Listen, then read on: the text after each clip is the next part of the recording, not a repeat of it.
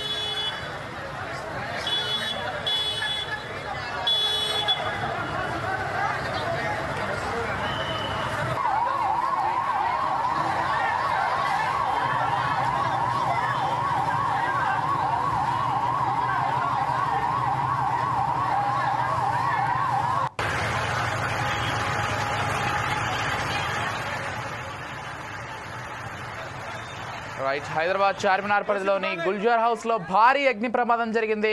భవనం మొదటి అంతస్తులో ఒక్కసారిగా మంటలు చెలరేగాయి. ఈ ఘటనలో 8 మంది మృతి చెందారు. పలువురికి తీవ్ర గాయాలు కాగా వారందరినీ స్థానిక ఆసుపత్రికి తరలించారు.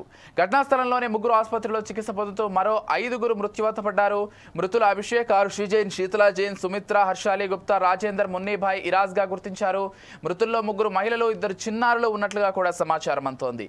ఘటనా స్థలానికి చేరుకున్న ఫైర్ సిబ్బంది మంటలను అదుపులోకి తీసుకొచ్చారు. భవనంలో ఉన్న మరికొందరిని రక్షించేందుకు తీవ్రంగా శ్రమిస్తున్నారు. షార్ట్ సర్క్యూట్ వల్ల ఈ ప్రమాదం జరిగిందని అధికారులు అనుమానిస్తున్నారు. ఇక ఇదే అంశానికి సంబంధించి మరింత సమాచారం అంచడానికి మా ఇన్పుట్ ఎడిటర్ శ్రీనివాస్ ఫోన్ ద్వారా సిద్ధంగా ఉన్నారు. చెప్పండి శ్రీనివాస్, అసలు ఘటన ఎలా జరిగింది? క్షతగాత్రులు ఇంకా ఎవరైనా ఉన్నారా? మొత్తంగా మృతులకు సంబంధించినటువంటి పూర్తి అప్డేట్స్ ఏంటి? విజయ్, ఏదైతే ఈరోజు ఉదయం చార్మినార్ పరిధిలో ఉన్న గుల్జార్ హౌస్ లో జరిగిన భారీ అగ్ని ప్రమాదానికి 8 మంది వరకు కూడా మృత్యువాత పట్టారని చెప్పేసి సమాచారము. ఏదైతే స్పాట్ లో అగ్ని ప్రమాదం జరిగిన స్పాట్ లోనే 5 చనిపోయారు. 5లో 3 మహిళలు, 2 చిన్నారులు ఉన్నారు. మరికొందరిని ఆసుపత్రికి తరలించే లోగానే మరో 3 కూడా చనిపోయినట్లు తెలుస్తుంది. అయితే దీనికి అందరికీ షార్ట్ సర్క్యూట్ కావడం అని చెప్పేసి కూడా తెలుస్తుంది. షార్ట్ సర్క్యూట్ వల్ల కంప్రెసర్ పేలింది అనేది కూడా ఒక సమాచారం ఉంది. దీనికి సంబంధించి ఇప్పటికే ఒకటిగా ఫైర్ సిబ్బంది చేరుకున్నారు. అక్కడ అగ్నిని ఆర్పే ప్రయత్నాలు చేస్తున్నారు. అయినప్పటికీ కూడా ఇంకా కంట్రోల్లో రాలేదు. అయితే అగ్నిమాపక సిబ్బంది తీవ్రంగా కృషి చేసి మంటలను అదుపులోకి తెచ్చే ప్రయత్నం చేస్తున్నారు.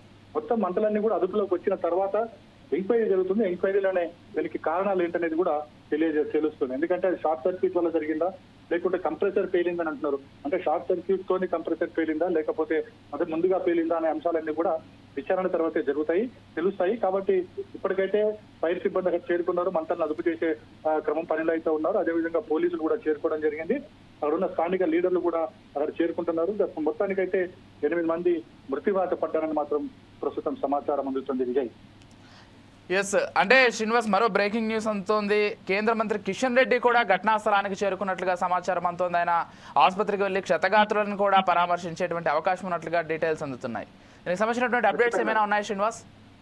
ఖచ్చితంగా, ఎందుకంటే కేంద్ర మంత్రి ఇక్కడ ఉన్నారు కాబట్టి ఖచ్చితంగా వచ్చే గుల్జార్ హౌస్ అందులో కూడా మృతి చెందిన వాళ్ళంతా కూడా ఒక వర్గానికి సంబంధించిన వాళ్ళు. సో వాళ్ళని చూసేందుకు రావడం జరిగింది. అక్కడ పరిస్థితిని గమనించిన కేంద్ర మంత్రి కిషన్ రెడ్డి ఏదైతే అగ్ని ప్రమాదానికి కారణాన్ని అడిగి తెలుసుకుంటారో, ఆ తర్వాత ఎవరైతే ఆసుపత్రిలో చికిత్స పొందుతున్నారో క్షతగాత్రులను పరామర్శిస్తారు. వారిని అడిగి ఈ ప్రమాదం ఎలా జరిగిందో అడిగి తెలుసుకునే ప్రయత్నం కూడా కేంద్ర మంత్రి చేయబోతున్నారు. Vijay, right, thank you Srinivas.